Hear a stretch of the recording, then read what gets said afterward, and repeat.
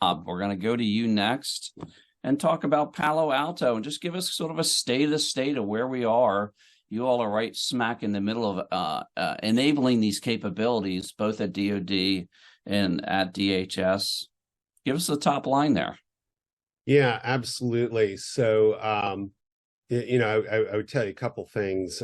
First of all, we just did a study on the state of affairs in cloud, and we, one of the things that we see are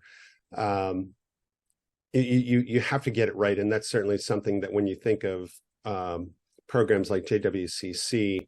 Those are the types of things that we support. And a couple of the things that we found in our study is that there's a lot of organizations that have an ineffective vulnerability management.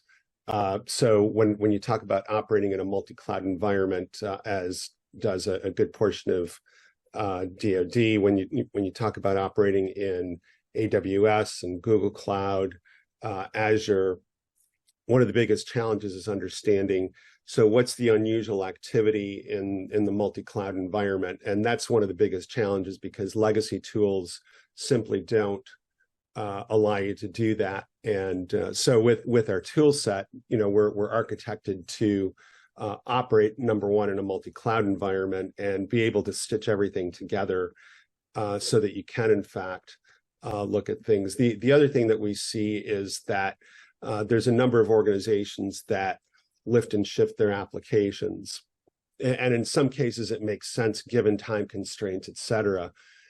But one of the challenges in terms of taking that approach is that there's a good number of applications that have embedded credentials, for example.